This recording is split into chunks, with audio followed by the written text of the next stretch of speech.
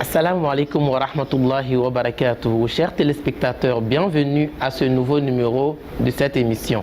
Inch'Allah, aujourd'hui, nous allons aborder un sujet avec vous qui n'est pas de vos habitudes parce que la majorité de nos frères et sœurs l'ignorent, à savoir la finance islamique.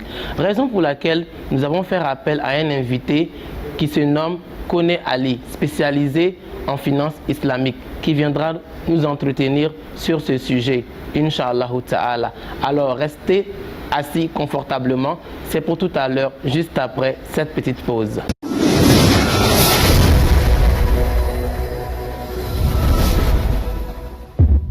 Bienvenue à nouveau, chers téléspectateurs. Salam alaikum wa rahmatullahi wa barakatuh, cher invité. Wa alaikum salam wa rahmatullahi ta'ala wa barakatuh, mon frère Sow. Bienvenue sur notre plateau et merci d'avoir accepté notre invitation. C'est moi qui vous remercie.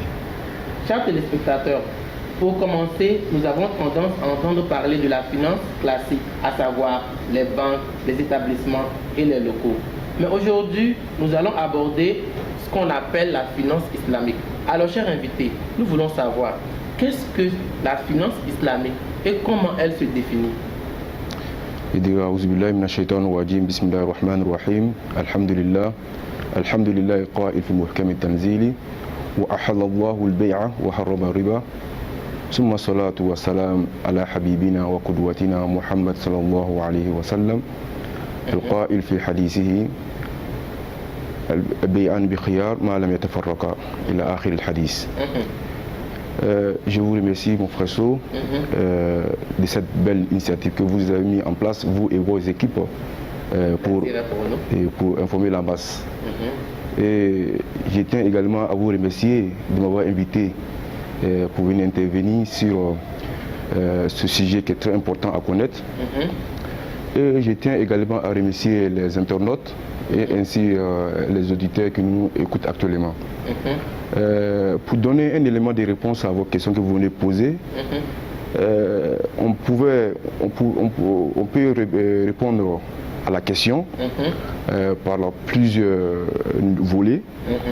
D'abord, on peut définir la finance islamique. La finance islamique est une finance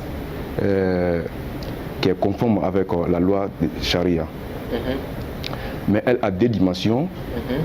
Une dimension conviction et la deuxième dimension, une dimension technique qui est les modes de financement. Donc c'est là tout coup on peut définir la finance islamique. Mais la finance islamique se soumet à plusieurs appellations. Il y a la finance islamique elle-même. On a aussi la finance participative. Et aussi, on a le nom qui sort islamique en arabe, qui veut dire l'économie islamique. Donc, il désigne la même chose, l'appellation, mais dans le fond, il y a un peu de petites différences. Aussi, il désigne la même chose, mais dans le fond, il y a des différences. Mais tout en visant, pour respecter la principes islamiques et les valeurs islamiques.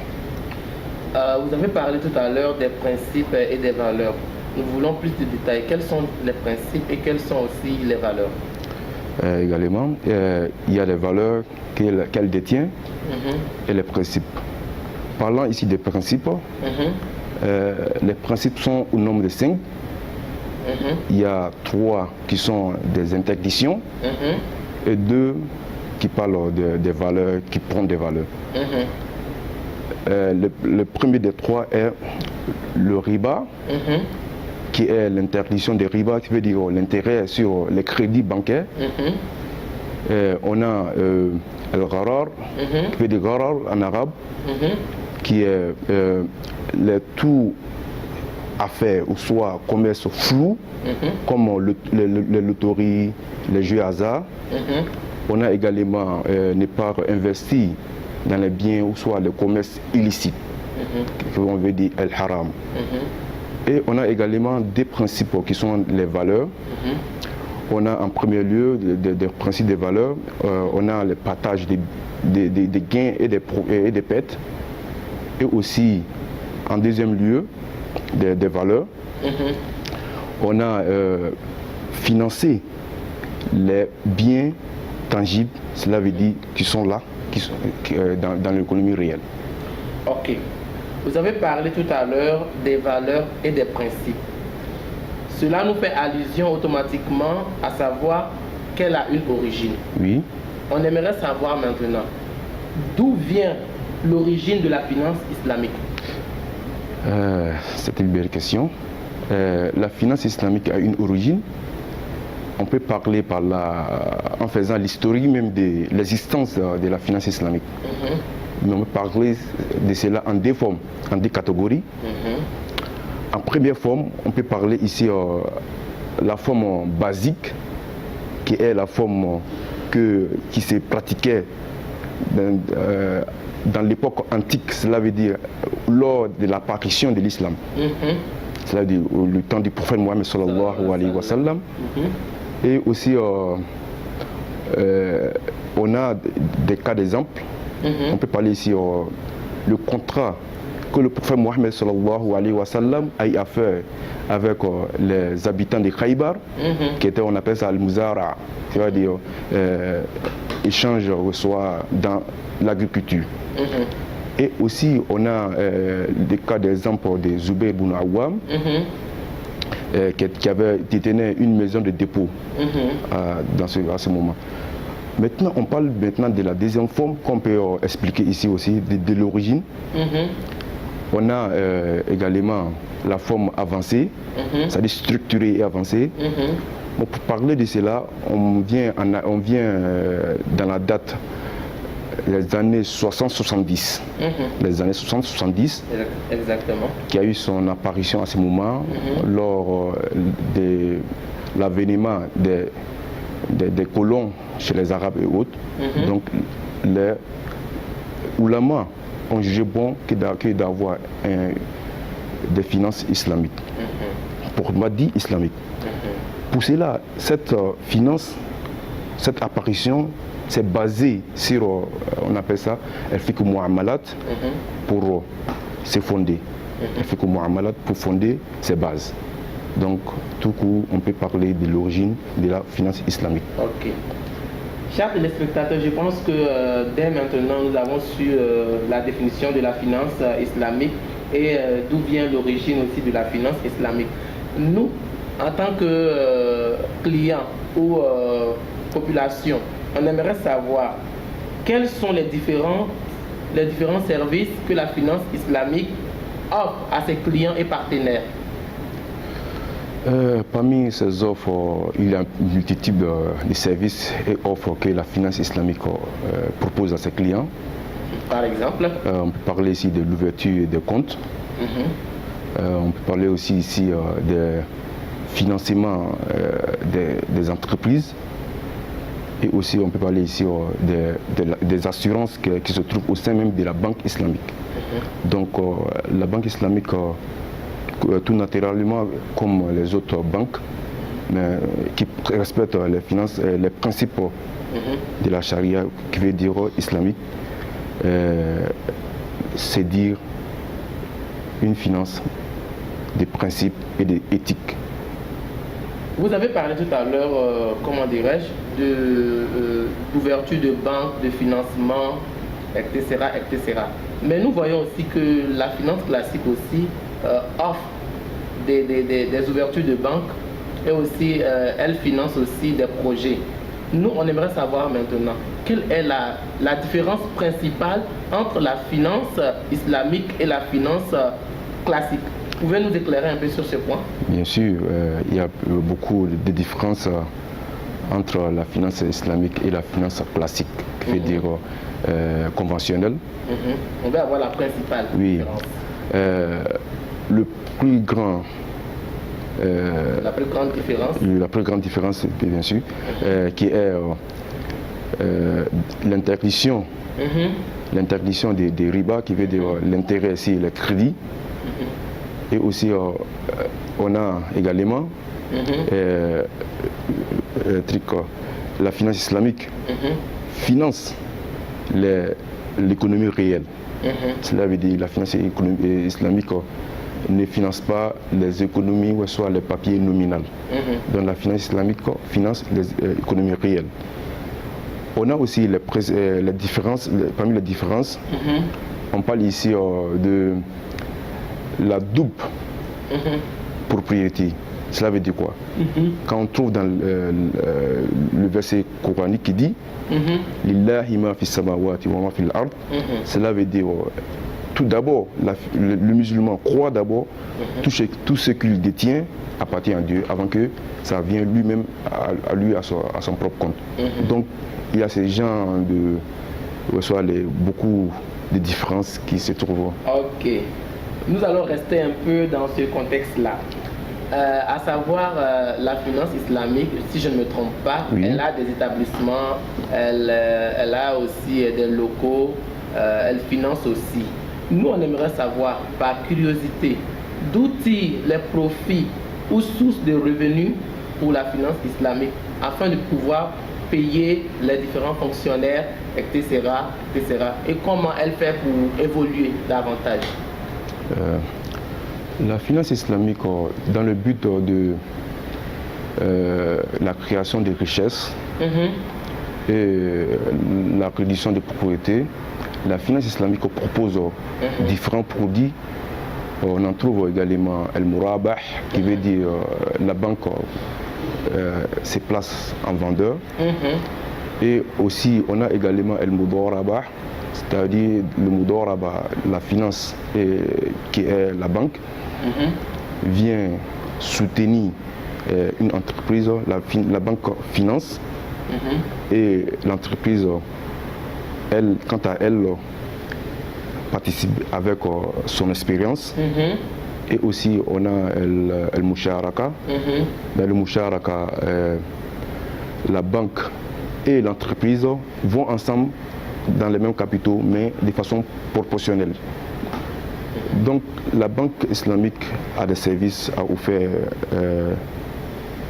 à ses clients, par laquelle il se rémunère et aussi tire des profits de cette activité. Vous pouvez donner un petit exemple bref afin que ça soit plus, comment dirais-je, éclairé? Oui, parmi les exemples brefs, on peut parler ici de Mudoraba, ou soit le Musharaka, on prend le Musharaka, qui est très intéressant à connaître, car il y a beaucoup d'entreprises qui ont peur d'emboîter le pas de l'entrepreneuriat. Donc la finance, quant à elle, qui va avec l'entreprise en partenariat. Donc s'il y a un gain, la banque gagne et aussi l'entreprise gagne. Mais quand il y a une perte, la finance, qui est la banque, prend une part et aussi l'entreprise aussi prend une autre part. Donc là c'est intéressant. Donc on gagne ensemble. On perd ensemble. Pour moi, chaque téléspectateur, cela est intéressant, à s'y intéresser, sincèrement dire. Donc, nous allons avancer un tout petit peu en allant sur quelle est la présence physique de la finance islamique, en particulier en Afrique noire. Nous entendons parler, mais on ne sent pas la présence physique. Est-ce qu'elle a une présence physique scénique? Oui, la finance islamique existe aussi sur le continent qui est le continent africain. On en trouve beaucoup d'États qui sont les pays membres de la Banque islamique, que les États, nos États, qui en profitent beaucoup de cette participation. Mais en particulier, on a aussi une difficulté qui est les microfinances et les autres. On n'en trouve pas ça sur le terrain beaucoup. C'est ça qui est les principales difficultés de la finance islamique sur le continent africain. Mais qu'est-ce que vous proposez? Vous proposez par exemple, afin que la finance islamique, et je pense qu'ils nous écoutent en ce moment, afin qu'ils viennent s'installer en Afrique noire. Je propose moi il faut que les banques islamiques mènent une politique de communication massive, Oui. une grande politique. Et aussi, les banques aussi doivent s'engager dans une politique de proximité Auprès de la population. Également. Et aussi qui joue aussi le rôle de comment je vais dire, sensibilisation aussi également. Donc, et des partenariats aussi. Avec nos États, bien sûr. Et les entrepreneurs aussi, pourquoi pas. C'est ça. Donc, tout coup, je peux dire que les finances islamiques doivent avoir cette idée-là. Inch'Allah ta'ala. Maintenant, oui. Nous savons que quel que soit le non-présence de la finance islamique dans certains pays, oui. Nous savons qu'elle est présente dans certains pays. Oui. Donc, on aimerait savoir, par votre expérience, oui. Est-ce que la population réagit favorablement aux offres de la finance islamique ou pas? La population réagit favorablement à la finance islamique et les offres que la finance islamique offre à ses clients et les intéressés qui veulent de la finance islamique, car elles répondent à leurs besoins quotidiens et aussi à leurs exigences. Car la finance islamique propose, comme je viens de citer auparavant, elle propose El Mudaraba, El Muzara, qui sont les produits phares de la finance islamique, par laquelle les clients, soit la communauté musulmane et non musulmans même, qui peuvent profiter de cette offre. Oui. Donc la finance islamique propose beaucoup. Et on peut parler ici également de la BID, qui est la Banque islamique de développement. Le BID, oui, qui participe beaucoup sur le continent noir, car beaucoup de nos États sont en difficulté des financements. Donc ils font, oui, donc ils viennent faire recours à la Banque islamique, oui, pour qu'ils gagnent des financements auprès de cette banque. Vraiment, merci beaucoup. Nous espérons que nos téléspectateurs ont déjà retenu pas mal de choses, à savoir la finance islamique. Donc, chers invités, nous tirons vers la fin de cette émission. Oui. Qu'est-ce que nous devons retenir de cet entretien et suivi de votre mot de fin? Ce qu'on doit retenir ici en un mot, Inch'Allah, je ne vais pas être long dessus. Pour conclure, j'aimerais dire ici que la finance islamique, c'est une finance alternative. C'est-à-dire que la finance islamique prend de la place. Et aussi, il faut reconnaître que la finance islamique est en marche. Car il faut remarquer, ici on peut parler des chiffres ici, en 2008 également, la finance islamique pesait 700 milliards de dollars, mais en un jour, on peut parler ici de 2500 environ milliards de dollars. Et la banque, les récentes statistiques disent encore que la finance islamique vise pour atteindre 3 000 milliards d'ici 2020, Inch'Allah. Donc on voit que c'est une somme qui est très considérable. Donc il faut que les États et aussi les particuliers et autres s'intéressent à cette banque-là. Et aussi, j'aimerais dire ici, pour que je n'ai pas oublié, donc la population doit savoir qu'il y a une banque qui existe déjà dans la finance islamique. La finance islamique, non, la finance islamique, oui, mais une microfinance islamique qui est en Côte d'Ivoire présentement, quand on parle de Raoud al-Finance, qui propose beaucoup.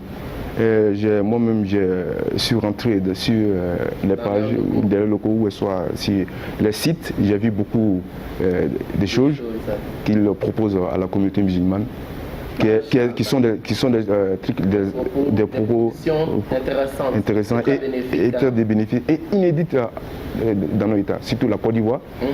La Raoud al-Finance, par exemple, propose